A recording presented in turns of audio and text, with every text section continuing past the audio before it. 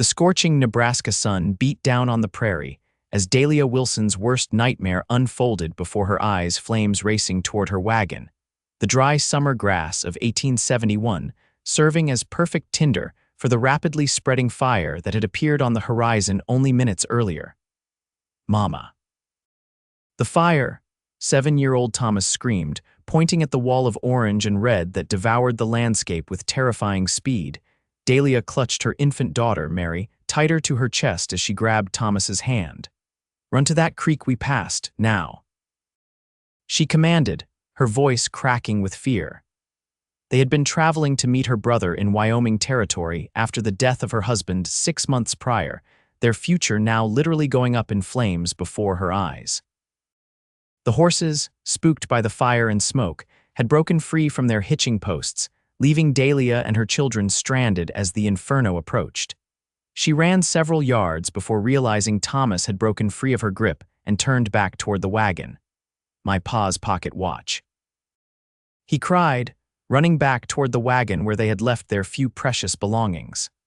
"Thomas, no," Dahlia screamed, torn between her two children as the baby wailed in her arms.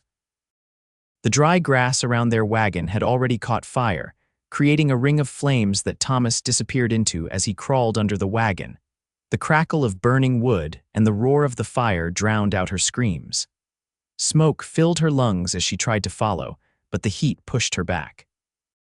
Dahlia stood frozen in horror, clutching her baby daughter while watching flames engulf the wagon that contained her son and everything they owned in the world.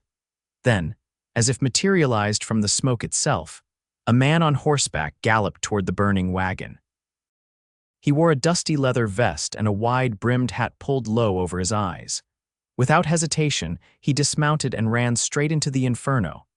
"Stay back, madam," he shouted as he passed her. Dahlia watched, barely breathing, as the stranger disappeared beneath the burning wagon. Seconds stretched like hours before he emerged, coughing violently with Thomas tucked under one arm. The boy clutched something small and shiny in his fist, but the wagon's wooden frame groaned ominously as the fire ate through its supports. Before they could move away, part of the structure collapsed, sending burning debris onto the cowboy's back and shoulders. He didn't cry out, just gritted his teeth and shielded Thomas with his body as they ran toward Dahlia. "The creek," he managed between coughs, nodding toward the small waterway about 100 yards away. "Can you run?" Dahlia nodded, tears streaming down her ash-covered face. Together they ran as the prairie fire continued its relentless advance. The cowboy's coat smoldered, but he didn't stop until they reached the relative safety of the creek bed. "Get in the water," he instructed, helping Thomas down into the shallow creek. Dahlia followed with Mary, the cool water a blessed relief against her skin. The stranger stepped into the water last, finally allowing himself to grimace as he submerged his burned shoulders and hands. Up close, Dahlia could see his face clearly for the first time, strong jawline, eyes the color of the prairie sky, and a face perhaps 30 years old that had seen its share of hardship. "Samuel Tanner," he said simply, extending a burned and bleeding hand before thinking better of it and withdrawing it with a pained smile. "Sorry, madam. Dahlia Wilson," she replied, her voice hoarse from smoke. "And these are my children, Thomas and Mary. We owe you our lives, Mr. Tanner." Samuel's eyes softened as he looked at Thomas, who still clutched the pocket watch in his small fist. "That must be mighty important to risk your life for, young man." "It was my pa's," Thomas whispered. "Only thing I have left of him now." They watched in silence as the fire swept past them, consuming the remnants of the wagon and continuing its path eastward. When the immediate danger had passed, Samuel helped them onto his horse and led them toward his ranch, 5 miles to the west. "It's not much," he explained as they rode, the baby nestled against Dahlia's chest and Thomas seated in front of Samuel. "But it's shelter, and my foreman's wife can tend to any burns you might have." As they approached a modest but well-maintained ranch house, Dahlia fought back tears.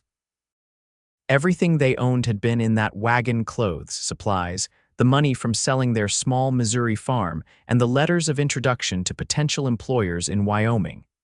"You're safe now," Samuel said quietly, as if reading her thoughts. The rest can be figured out tomorrow."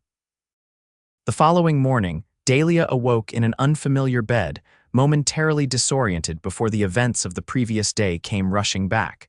She bolted upright, immediately searching for her children. "They're fine, madam," came a gentle voice. An older woman with kind eyes stood in the doorway. "I'm Martha, Samuel's housekeeper. The little ones are having breakfast in the kitchen. Your boy has quite the appetite." Relief flooded through Dahlia as she rose, accepting the simple dress Martha offered. "It was my daughter's," the woman explained. "She's married now and living in Denver. Never did care for this one, but it should fit you well enough until we can get you proper clothing." In the kitchen, Dahlia found Thomas enthusiastically devouring a plate of eggs and bacon while Mary sat in a makeshift highchair, happily gumming a piece of bread. Samuel Tanner sat at the head of the table, his hands wrapped in bandages, reading a newspaper. He stood when she entered. "Mrs. Wilson, I hope you slept well." "As well as could be expected, Mr. Tanner. I cannot thank you enough for your heroism yesterday, those burns." She gestured toward his bandaged hands. Samuel shook his head. "Nothing that won't heal. Please join us for breakfast." Over the meal, Samuel explained that he had purchased this ranch 5 years earlier after driving cattle up from Texas. "It's growing slowly but steadily," he said. "We're up to about 300 head now." "And no Mrs. Tanner to help run things?" Martha asked with a pointed look at her employer, who shot her a warning glance. "No, Martha, as you well know." Dahlia felt a blush creep into her cheeks. "I need to make plans to continue our journey," she said, changing the subject. "Perhaps there's a stagecoach station nearby." Samuel set down his coffee cup. "Mrs. Wilson, forgive my directness, but do you have means to purchase passage, or to establish yourself once you reach Wyoming?" Dahlia's silence was answer enough. "I thought as much," he said gently. "The fire took everything, didn't it?" "Everything except what matters most," she replied, looking at her children. "But you're right, I have nothing but the clothes your kind housekeeper has lent me." Samuel leaned forward. "I have a proposition. I need help around the ranch house cooking, cleaning, tending the garden. Martha does her best, but she's getting on in years." He ignored the indignant huff from the older woman. "The position comes with room and board for you and your children, plus a small wage. Stay until you've saved enough to continue your journey if that's still what you wish." Dahlia studied him, searching for any hint of impropriety in his offer, but found only sincerity in his clear blue eyes. "It would be proper," Martha interjected, seeming to read Dahlia's concerns. "I live in the house as well, and Samuel stays in the foreman's quarters most nights." After a moment's consideration, Dahlia nodded. "Thank you, Mr. Tanner. We accept your generous offer, at least until I can make other arrangements." Over the following weeks, Dahlia settled into life at the Tanner Ranch. She proved herself an excellent cook and housekeeper, bringing order to rooms that had clearly lacked a woman's touch for years. Thomas became Samuel's shadow, following him around the ranch and soaking up knowledge about horses and cattle like a sponge. Even little Mary seemed to flourish in the stable environment, taking her first steps across the kitchen floor one evening as they all watched in delight. Samuel, for his part, kept a respectful distance from Dahlia, though she often caught him watching her when he thought she wasn't looking. His hands healed slowly, and Dahlia found herself gently changing his bandages each evening, their conversation flowing more freely during these quiet moments. "How did you come to ranching?" she asked one night as she applied a salve Martha had made from prairie herbs. Samuel winced slightly but didn't pull away. "I was a different man during the war, saw things no man should see at Shiloh and Antietam. Afterward, couldn't stand to be around too many people or too many buildings. The open prairie has a way of healing what medicine can't touch." "Which side?" she asked softly. "Union. Though out here, it hardly matters anymore. Half my hands fought for the Confederacy." Dahlia nodded. Her husband James had fought for the Union as well, returning with a cough that never quite went away, eventually taking his life this past winter. "And you, Mrs. Wilson, what brought you out to these parts?" "Hope for a fresh start," she replied. "My brother has a mercantile in Wyoming. He offered us a place to stay while I found work. But now—" She trailed off, realizing that with each passing day, the urgency to continue their journey diminished a little more, In late September, a cattle buyer from Chicago arrived at the ranch. Dahlia prepared a special dinner, and for the first time, Samuel joined them in the main house rather than eating with his men. "You've done well for yourself, Tanner," the buyer commented as they enjoyed Dahlia's apple pie for dessert. "Fine herd, fine land," he paused, glancing between Dahlia and Samuel. "Fine family." Samuel choked on his coffee. "Mrs. Wilson is my housekeeper, Jennings. She and her children lost everything in that prairie fire back in August." "Ah," Jennings said with a knowing smile that made Dahlia want to sink through the floor. "My mistake." After the children were in bed, Dahlia found Samuel on the porch, smoking a cigar and staring at the stars. "I should clarify our arrangement to others," Dahlia said, wrapping a shawl around her shoulders against the autumn chill. "I wouldn't want to cause gossip that might damage your standing." Samuel exhaled a stream of smoke. "People will talk regardless, Mrs. Wilson." "But if you're uncomfortable, no," she interrupted. "That's not what I meant, I just—" She hesitated, suddenly uncertain what she did mean. Samuel turned to face her, his expression serious in the moonlight. "I've grown accustomed to having you and the children here. Thomas has a gift with horses that shouldn't be wasted. Mary is thriving, and you—" He cleared his throat. "Well, the ranch hasn't run this smoothly since I purchased it. Are you offering us a permanent position, Mr. Tanner?" "I'm suggesting that perhaps your fresh start doesn't need to be in Wyoming." Their eyes met, and something unspoken passed between them. Dahlia felt her heart quicken, but before she could respond, one of the ranch hands came galloping up to the house. "Boss, rustlers hit the north pasture. They've driven off about 20 head." The peaceful moment shattered. Samuel was instantly alert. "Wake the men, we ride in 10 minutes." He turned to Dahlia. "We'll continue this conversation when I return." But Samuel didn't return that night nor the next day. On the third day, his foreman, Jake, rode in with news that sent ice through Dahlia's veins. "Rustlers ambushed them in the canyon," Jake reported, his hat in his hands as he stood in the kitchen. Samuel took a bullet to the shoulder. "He's alive, but in bad shape." "We've got him at Doc Peterson's in town." Dahlia didn't hesitate. "Hitch the wagon, Jake. The children and I are going into town." The small frontier town of Pine Creek consisted of one main street with the essential businesses: general store, saloon, smithy, and thankfully, a doctor's office. Dr. Peterson led Dahlia to a back room where Samuel lay on a narrow bed, his face pale and drawn with pain. "The bullet's out," the doctor explained, "but he's lost a lot of blood and there's risk of fever." Samuel's eyes fluttered open as Dahlia approached. "You shouldn't have come," he whispered. "Hush," she replied, taking his hand. "Where else would I be?" For 3 days and nights, Dahlia barely left Samuel's side, cooling his fever with wet cloths and spooning broth between his cracked lips when he was conscious enough to swallow. Martha looked after the children back at the ranch, sending clean clothes and encouraging notes with Jake when he came to check on his boss. On the fourth night, Samuel's fever finally broke. Dahlia had dozed off in a chair beside his bed, and she awoke to find him watching her, his eyes clear for the first time since she'd arrived. "You're still here," he said softly. "I'm still here," she confirmed, reaching for his hand.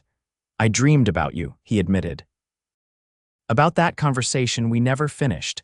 Dahlia felt her cheeks warm. "You should rest. We can talk when you're stronger." Samuel shook his head slightly. "Nearly dying has a way of clarifying what's important, Mrs. Wilson." Dahlia. It was the first time he'd used her given name, and it sounded right in his voice. "I don't want you to stay as my housekeeper." Her heart sank, but before she could respond, he continued, "I want you to stay as my wife, if you'll have me." Dahlia's breath caught in her throat. "Samuel, you're still feverish." "No," he interrupted. "I'm thinking more clearly than I have in years. I love you, Dahlia Wilson. I love Thomas and Mary as if they were my own. I know it hasn't been long, but some things don't need time to be certain." Tears filled Dahlia's eyes. "The town will talk. They'll say I trapped you or that I'm after your ranch. Let them talk. We'll know the truth." His fingers tightened around hers. Unless your heart lies elsewhere."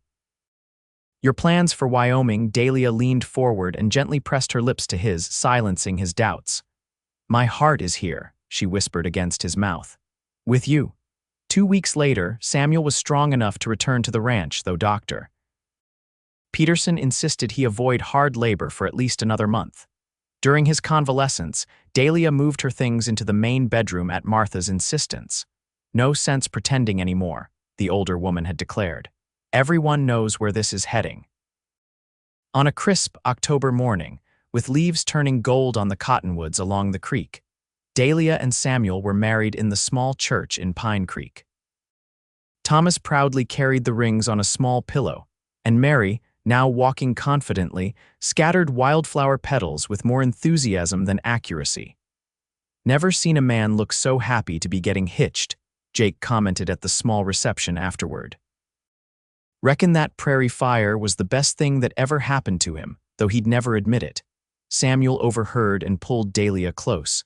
"He's right, you know, not about the fire being good, I'd never wish that on anyone, but about finding happiness in the aftermath." He kissed her forehead. From ashes to joy.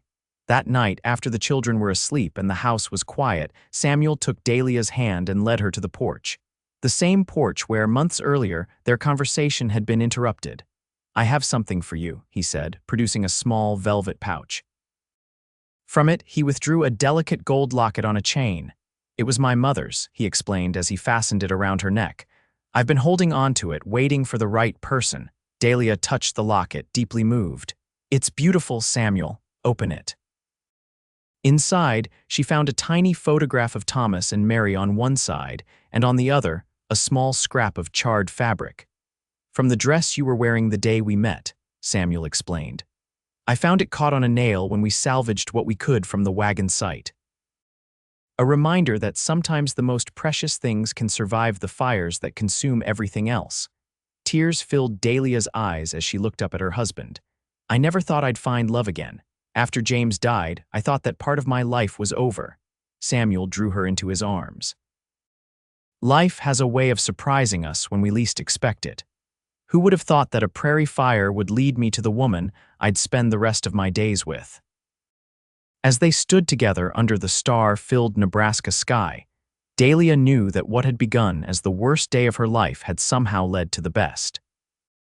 The wagon that burned in the prairie fire had carried all her worldly possessions, but what she'd found instead, a man willing to run into flames with his bare hands to save her children, was worth more than anything that had been lost.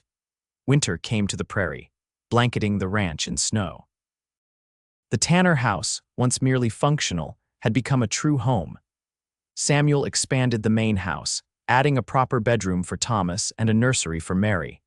Dahlia's cooking became legendary throughout the county, and their Christmas dinner table was crowded with ranch hands and neighbors alike. As spring thawed the land, bringing new calves to the herd and wildflowers to the prairie, Dahlia had news of her own. A baby. Samuel's face lit up with joy when she told him. He lifted her off her feet, spinning her around the kitchen as Thomas cheered and Martha wiped away a tear.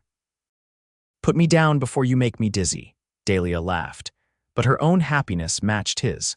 By summer's end, their family would grow, cementing the bond that began when a cowboy risked his life to save 2 children from a burning wagon. What started in fire would continue in love, their lives intertwined like the roots of prairie grasses, strong enough to survive the harshest conditions, resilient enough to flourish after the flames had passed. "I never did send that letter to my brother," Dahlia mused one evening as they sat on the porch watching Thomas teach Mary how to catch fireflies in the twilight. "Do you regret not continuing to Wyoming?" Samuel asked, his arm around her shoulders. Dahlia placed her hand over his, where it rested protectively on her growing belly. "Not for a single moment," she replied. "This is exactly where we were meant to be." As the sun set over the Nebraska prairie, painting the sky in the same fierce colors as the fire that had brought them together, Dahlia knew it was true. Sometimes losing everything was the only way to find what you never knew you needed. In Samuel's arms, with their children safe and their future stretching before them like the endless prairie, she had found her true home, not in a place, but in the heart of the man who had run into the flames to save what mattered most.